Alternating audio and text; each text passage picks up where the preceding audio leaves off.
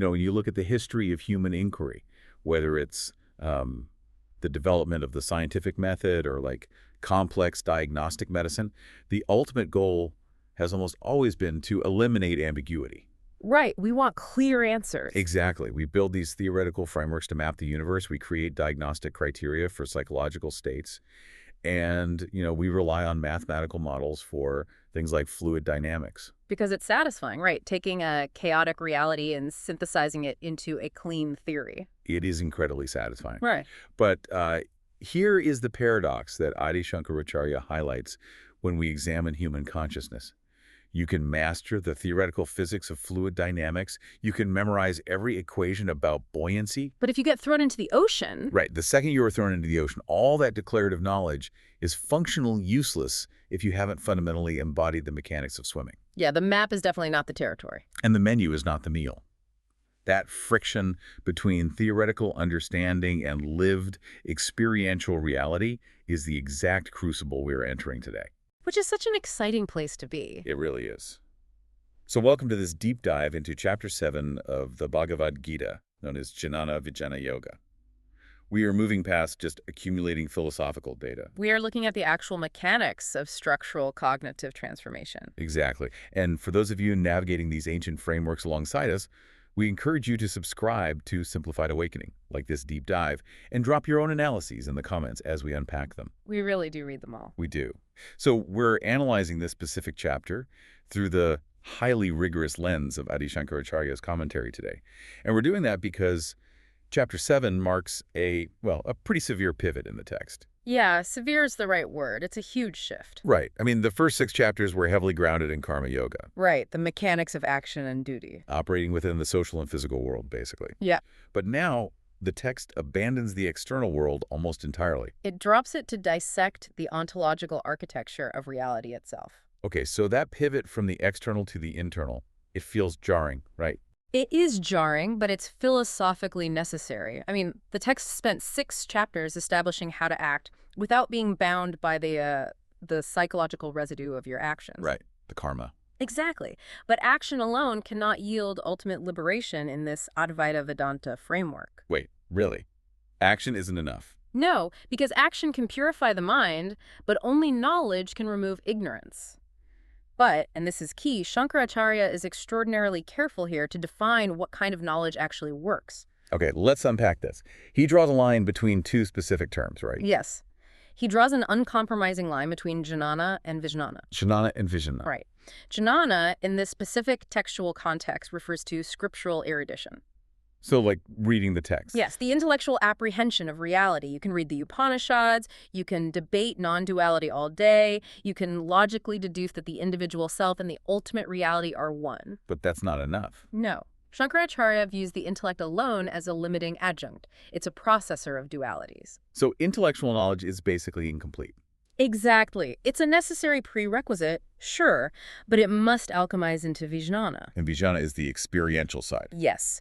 Direct, unmediated experiential assimilation. I think we often fall into the trap of believing that because we can articulate a concept, we possess the reality of it. Oh, absolutely. We equate rhetorical fluency with actual spiritual maturity. Right. If we look at the neurological equivalents, it's the difference between declarative memory-like, storing facts and figures, and procedural memory. The embodied cognition. Yeah, the stuff wired into the basal ganglia. You don't really think about riding a bicycle once you know how. The knowledge is just distributed through your nervous system. Exactly. Now, Krishna makes a staggering epistemic claim in the opening verses here. He tells Arjuna that once this Vijnana, this realization is attained, there remains nothing else here to be known again. That is a massive claim. It's not just hyperbole, is it? He is literally claiming there is a root layer of reality. A foundational code, yeah. And once you directly interface with that root layer, all the secondary manifestations just become self-evident. It is the ultimate reductionist promise, really, but approached from a spiritual angle rather than a materialistic one. So how does knowing one thing equate to knowing everything? Well, to understand that, we have to look at how the text constructs the architecture of reality.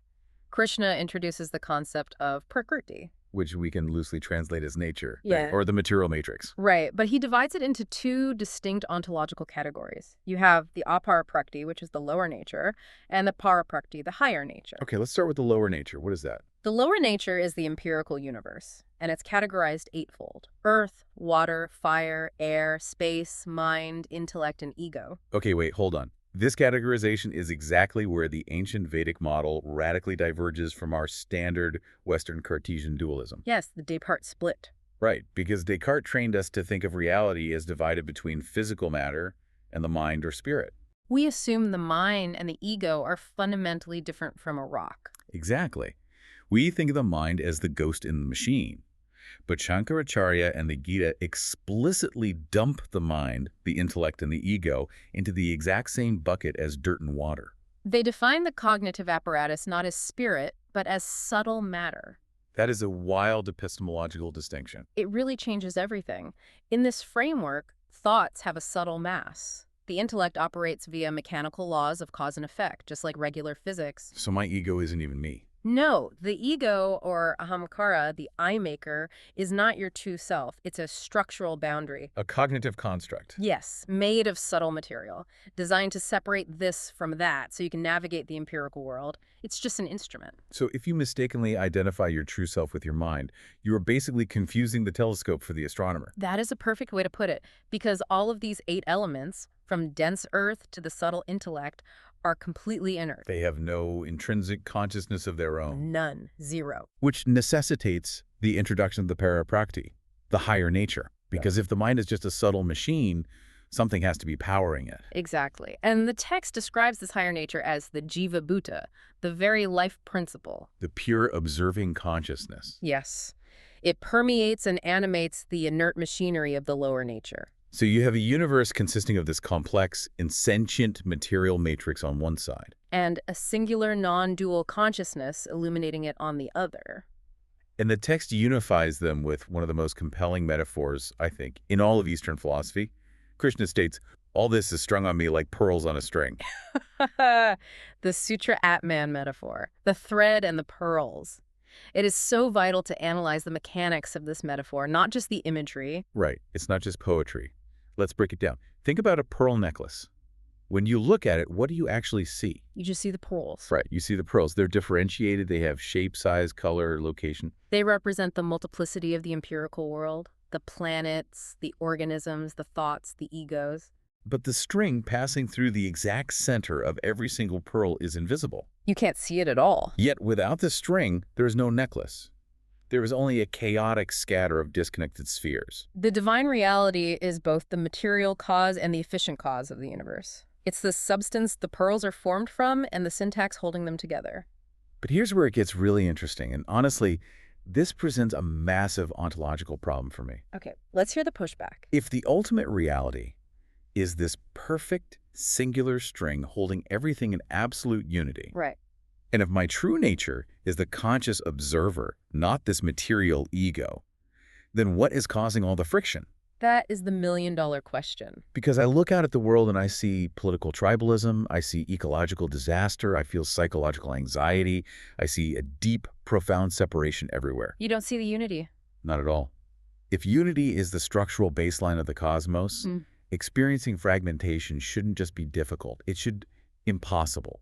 The observer should just look at the subtle matter of the mind and see it for what it is. Exactly. So it forces you to evaluate your own operating system. What is actively distorting our perception of the string? Well, the text actually anticipates that exact logical challenge. If reality is non-dual and perfect, why is the lived human experience full of suffering and ignorance? So what's the answer? The answer lies in the mechanism of Maya. Maya, which is frequently translated poorly as illusion, right? Yes, very poorly. That translation makes people think the world is a hallucination or just a dream. Like nothing is real. Right, but Shankaracharya defines Maya much more rigorously than that. It is an active epistemological distortion field. A distortion field, I like that. It is the divine power of manifestation, and it operates through a triad of fundamental algorithms known as the Gunas. Okay, I want everyone listening to pay close attention to this explanation of Maya and the Gunas, because they are the literal code of the matrix in this philosophy. Everything in the lower nature, including our own psychological states, is an interplay of these three qualities. Sattva, Rajas, and Tamas. Let's break down the mechanics of these algorithms. Sure, let's start with Tamas. It is the algorithm of inertia, density, and obscurity. Psychologically, how does that show up? Lethargy, delusion, and ignorance is the cognitive fog that prevents clear perception. You just can't see straight. Okay, and Rajas. Rajas is the algorithm of kinetic energy, passion, and mobility. So that's the driving force of desire. Yes, ambition, agitation. It compels you to move, to acquire things, to conquer. And finally, there is Sattva. Right, Sattva is the algorithm of lucidity, harmony, and light. It is the quality of transparency that allows consciousness to reflect clearly. So we tend to think of Tamas as bad and Sattva as good, right? That's a common misconception, yeah. But the trap of Maya is much more insidious than that. Sattva might be the clearest, most pleasant state of mind, but it is still a component of the lower material nature. It still binds you. Exactly. It binds you through attachment to happiness and attachment to intellectual understanding. You can become trapped in a golden cage of spiritual pride. Or academic complacency. You think you fully understand the nature of reality because your intellect is highly polished, but you are still just admiring the reflective quality of the pearl. You still haven't actually touched the string. That is the brilliance of Shankaracharya's analysis. The Gunas hijack the intellect. Because the intellect is made of subtle matter, it is subject to the gravitational pull of the Gunas. Right. So when Rajas is dominant, your intellect convinces you that your ultimate fulfillment lies in securing a promotion or finding the perfect partner. Or winning an argument online. Exactly. And when Tamas is dominant, your intellect justifies apathy and nihilism. The Gunas actively project a false reality onto the neutral screen of consciousness, and they simultaneously conceal the underlying unity. So there's the dual power to Maya. Yes. Avarana Shakti, which is the power of concealment, and Vikshipa Shakti, the power of projection. They ensure that we mistake the changing finite variables for the eternal constant. Okay, I have to challenge the foundational logic of this system again, though. Go for it.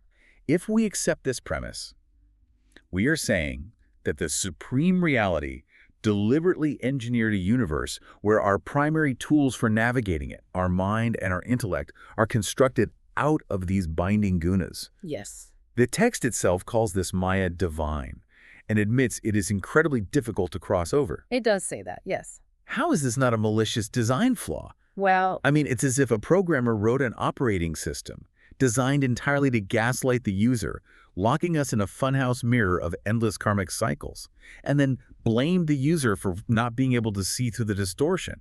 If God designed the veil, why are we penalized for being blinded by it? it's the most natural objection to the concept of Maya, honestly, and it arises because we are still applying the logic of Rajas to the absolute. The logic of transaction and fairness? Exactly. We are applying localized ego concerns to God. But Maya is not a sadistic test designed by a bearded deity sitting on a cloud. In Advaita Vedanta, Maya is simply the inherent nature of manifestation. You cannot have multiplicity without division. So you can't have a universe of distinct forms without a mechanism that creates the illusion of boundaries. Precisely. The distortion isn't a flaw in the universe. It is the very mechanism that allows the universe to appear at all. So without Maya, there is no cosmos. No cosmos, no Arjuna, no Krishna, no dialogue, just the undifferentiated absolute. The suffering only occurs because the localized unit of consciousness, the ego, forgets its origin. And identifies entirely with the temporary form it inhabits. Right. It forgets the string. So the goal isn't to destroy Maya, because you can't destroy the foundational mechanism of the universe. Yo, you can't. The goal is to orient yourself in a way that the algorithm no longer dictates your identity. And Krishna offers a remarkably straightforward solution to this incredibly complex ontological trap. He says, "Those who take refuge in me alone cross over this Maya." But that brings up the immediate question of methodology. Taking refuge sounds like a passive, almost submissive act. It does sound that way in English, yes. But based on everything we've unpacked about the gunas and the intellect, taking refuge has to be a highly active cognitive reorientation. You cannot bypass the funhouse mirror by fighting the reflections in the mirror. No, you have to turn around and look at the projector. Exactly. Yeah. So what does taking refuge actually mean in this context? It is the ultimate shift in epistemological allegiance. It means withdrawing your reliance on the intellect, the ego, and the sensory organs as the ultimate arbiters of truth. Because as long as you rely on tools made of Maya to escape Maya, you will remain trapped. Exactly. Taking refuge is the continuous, disciplined practice of shifting your identity from the changing phenomena to the unchanging observer. And the text provides a fascinating sociological and psychological breakdown of how humanity actually attempts this orientation. It categorizes the seekers of the divine into 4 distinct archetypes. The 4 paths of devotion. I'd love for you, the listener, to reflect on this description as we go through it and consider which category your own pursuits usually fall into. Yes, it's a very revealing mirror to hold up. So the text outlines the arta, which is the afflicted, the artharthe, the seeker of wealth, the jnasu, the seeker of knowledge, and the jnani, the wise. 4 very different approaches to the divine. Right. If we analyze the mechanics of these 4 approaches, we see a clear evolutionary trajectory of human consciousness. Let's start with the first 2, the afflicted and the wealth seeker. Okay, the afflicted are turning to the divine out of absolute desperation. They're experiencing severe physical, emotional, or psychological trauma. God, for them, is an emergency room. Exactly. Fix me, save me. Then you have the wealth seeker. They are slightly more stabilized, but they are driven heavily by rajas. They want material prosperity, social status, security. God for them is a cosmic ATM or a celestial transaction partner. Yeah. Like, I do this ritual, I say this prayer, you give me the promotion. What is crucial to understand about Shankaracharya's commentary here, though, is that he doesn't condemn the afflicted or the wealth seeker. It doesn't. No, the text explicitly calls all 4 of these types noble. Wait, really? Even the transactional ones? Yes. Why? Because even though their motives are heavily filtered through the ego and the lower nature, their directional vector is correct. Ah, I see. They're at least acknowledging a power greater than their own localized ego. Exactly. They are turning toward the string, even if they are only doing it to secure a better pearl. That's a great way to put it. It's like relationships in our lives. There's the friend who only calls when they need a favor. That's the afflicted. Right. There's the networking contact looking for a job. The wealth seeker. Spot on.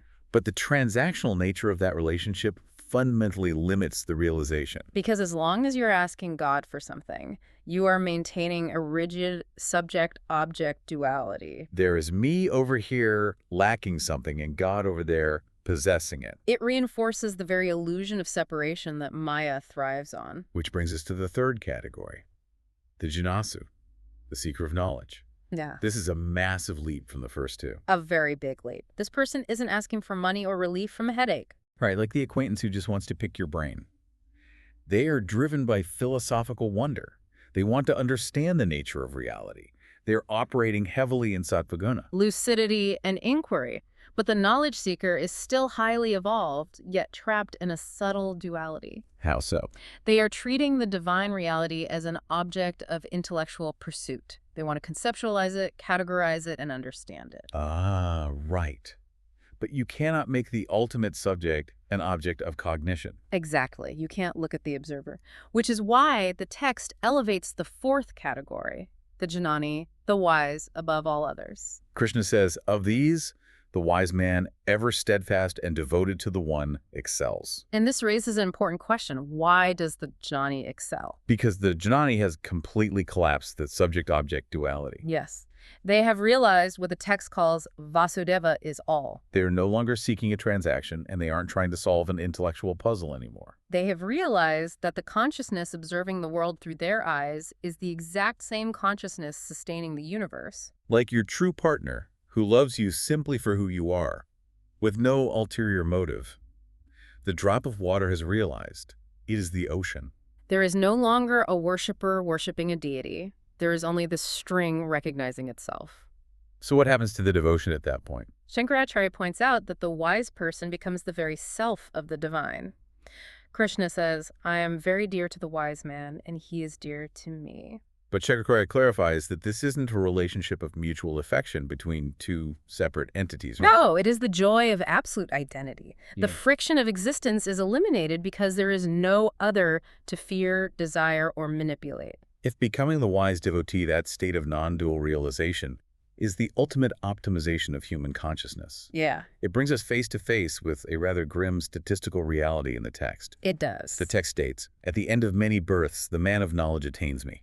It acknowledges that this structural shift in baseline consciousness is exceptionally rare. It is an evolutionary perspective on spiritual maturation. The localized ego must exhaust its material desires over vast stretches of time before it realizes the futility of finite pursuits. So what did this all mean for us? Does this mean we are doomed if we don't immediately achieve perfect wisdom? No, not doomed. Is it pointless to ask for help when we are just afflicted? Not at all. The text contrasts the Jnani with those whose intellects have been carried away by various desires, who resort to other deities or lesser goals. Constrained by their own specific nature. Right, but it's not a punishment. When your intellect is hijacked by rajas and tamas, you are simply incapable of valuing the infinite. You want immediate, tangible results. You want the dopamine hit of a solved problem, a new acquisition, or a momentary victory. So you worship lesser deities, which in a modern psychological context, what does that look like? It translates to dedicating your ultimate concern to your career, your social media presence, your political ideology, or your bank account. We invest ultimate value in finite things. And the mechanics of the universe dictate that any finite cause can only produce a finite effect. If you invest all your psychological capital into a specific material outcome, a pearl, you are guaranteeing your own future suffering. Because the fundamental nature of the lower reality is entropy and change.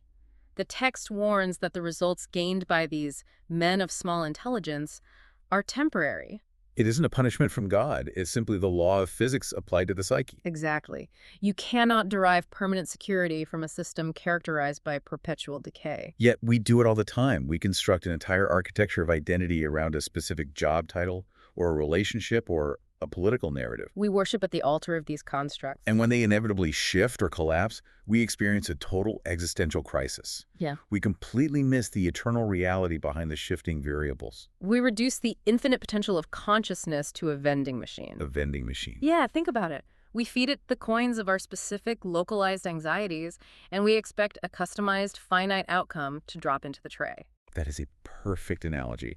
And the tragedy is that even when the machine works perfectly, even when we get exactly what we prayed for, the satisfaction is agonizingly brief. Because the fundamental hunger of the human condition cannot be satiated by an accumulation of finite objects. We are experiencing the fever of the Atman, the profound homesickness of the localized ego separated from its source. Which demands, we ask, how does the wisdom of Chapter 7 translate from an ancient Sanskrit text into the granular reality of our modern, hyper-stimulated lives? Well, we are currently living in an era that is absolutely flooded with jnana. Flooded with it. We have unprecedented access to theoretical frameworks. I mean, you can download the entire corpus of world philosophy, neuroscience, and quantum mechanics onto a device that fits in your pocket. We are intellectually obese, but experientially malnourished. Wow, yes, experientially malnourished. The relevance of this text is its insistence that we must transmute this massive accumulation of data into Vijnana. Lived realization. Right, so returning to Shankaracharya's primary emphasis, wisdom is utterly incomplete until it is realized in the self. Knowing about the string holding the pearls isn't enough. You have to feel the string in your own life. And his entire commentary is a warning against confusing the map for the territory. If you spend your life debating the nature of the string without ever sitting in silence to directly observe the mechanics of your own mind, you have missed the entire point of the exercise. You have to watch how your intellect is hijacked by Sattva, Rajas, and Tamas. You have to trace your own transactional motives when you seek help or comfort. You have to become the laboratory for these concepts. So how does a person who has actually achieved this realization live? What do you mean? Well, there is a persistent caricature of the enlightened being as someone who checks out of society entirely. Ah, right. We imagine the Jnani as someone who realizes the material world is just the play of the Gunas, decides none of it matters, and retreats to a cave to sit in perpetual apathy. But that reflects a deeply Tamasic misunderstanding of non-duality. So they still participate in the world. Oh, absolutely. If the Jnani realizes that Vasudeva is all, that the ultimate reality is equally present in the dirt, the city streets, the office building, and the mountain retreat, there is nothing to escape from. The text outlines the concept of the Jivanmukta, right? Yes, one who is liberated while living. The realized person does not cease to act. In fact, they are the only ones capable of truly flawless action. Because their actions are no longer corrupted by that fever of the Atman we talked about. They act without the paralyzing anxiety of remorse for the past or selfish, desperate expectation for the future. When you act with fever, your action is a means to an end.